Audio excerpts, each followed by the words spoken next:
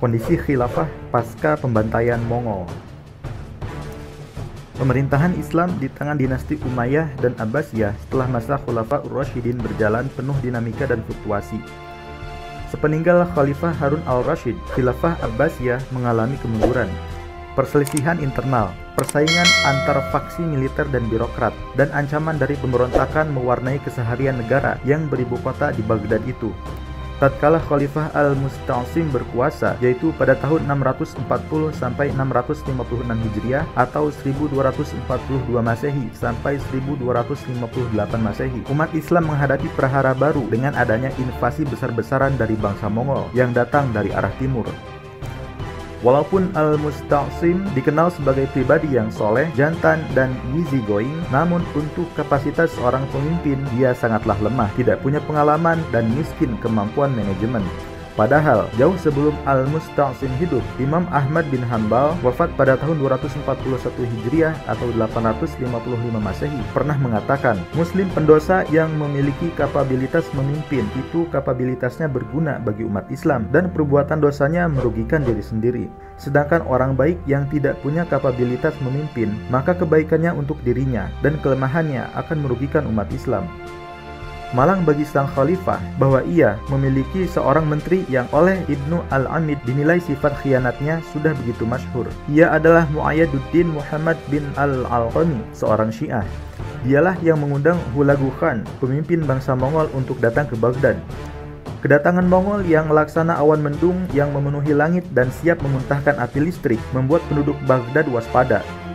Pada awalnya, penduduk Baghdad berusaha untuk melawan, namun Ibnu Al-Alqami mencegah mereka dengan alasan ia ingin bernegosiasi dengan pasukan Mongol dan jangan sampai membuat pasukan Mongol marah yang disebabkan oleh serangan rakyat Baghdad sebelum terjadinya negosiasi. Sesampainya di depan Hulagu, Ibnu Al-Alqami justru meminta Hulagu untuk membunuh Al-Musta'sim agar kekuasaan Mongol semakin terjamin. Pada akhirnya, Baghdad dihancurkan oleh pasukan Mongol hanya dalam waktu beberapa hari saja. Penduduknya dibantai dan khazanah intelektual umat Islam dimusnahkan. Baghdad sontak menjadi kota kosong. Akibat peristiwa itu, maka kosong pula jabatan khalifah selama sekitar 3 tahun, sejak 1258 Masehi sampai 1261 Masehi. Ada beberapa keturunan Bani Abbas yang selamat dari peristiwa pembantaian Baghdad pada 1258. Menurut Snok Hurgronje, di antara mereka ada yang berhasil meloloskan diri dan kini berbaring di sebuah makam di Sumatera Utara. Ada lagi yang berhasil mengungsi ke Mesir dan mendapat suaka dari penguasa Mamluk yang berkuasa di sana. Kaum Mamluk kemudian membaiat salah satu keturunan Bani Abbas ini, yaitu Abu Al-Qasim Ahmad bin Al-Zahir.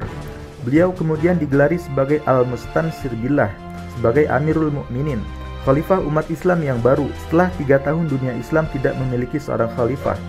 Dengan seorang khalifah yang berada dalam lindungannya, penguasa dinasti Mamluk menikmati posisi mereka sebagai Naibul Sultan, wakil dari khalifah.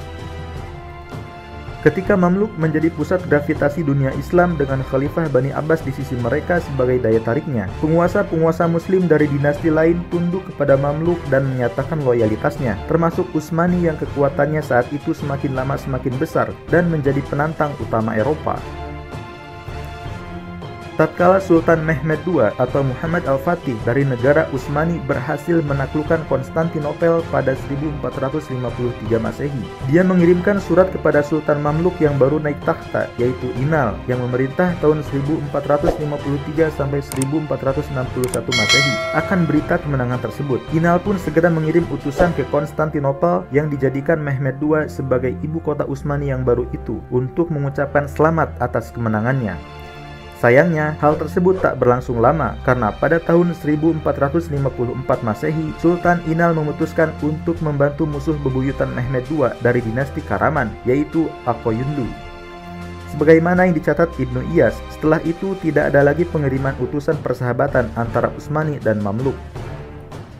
Ketika masa pemerintahan Bayezid II, maka Mamluk dan Utsmani menjalin hubungan baik kembali karena keduanya saling membutuhkan untuk melawan dinasti Safawi di Persia.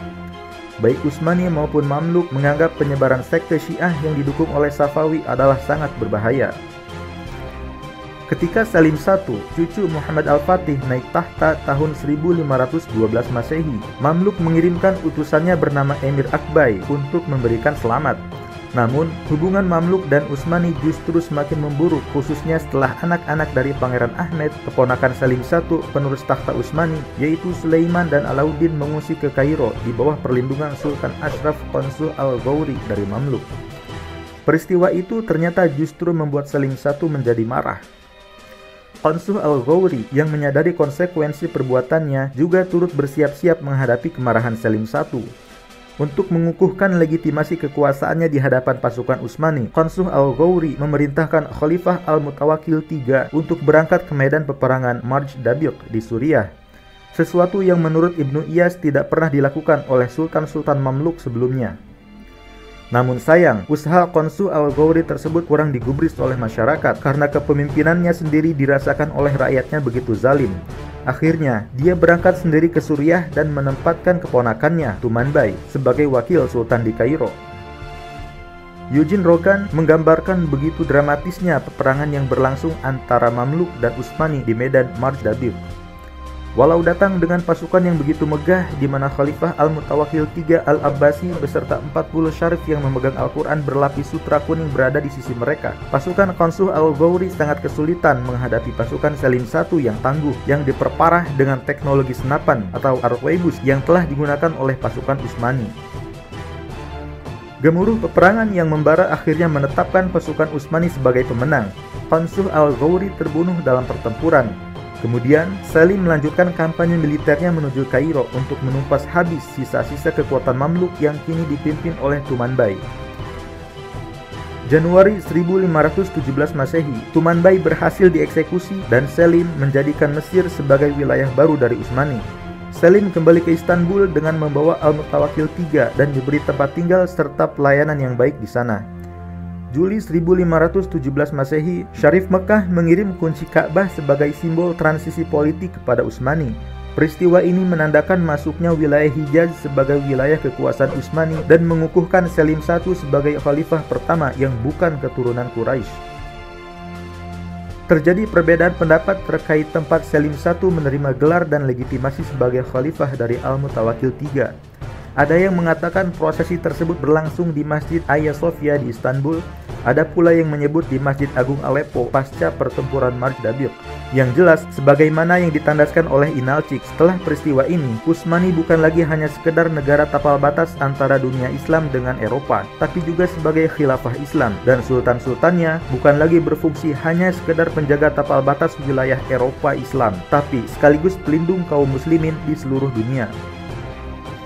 Dalam literatur Utsmani, sebutan khalifah untuk Yafuz Sultan Salim terdapat pada manuskrip yang ditulis oleh Lutfi Pasha, yaitu Tefarih Al-Osman atau Sejarah-Sejarah Dinasti Utsmani. Dalam Tefarih, Lutfi menulis adanya dua ulama Transoksania yang menyebut Salim sebagai Alexander II, Mesiah akhir zaman dan kekuatan ilahi. Salim juga disebut sebagai Syah yang duduk di takhta khalifah dan khalifah Allah dan Nabi Muhammad. Wallahu a'lam bishawab.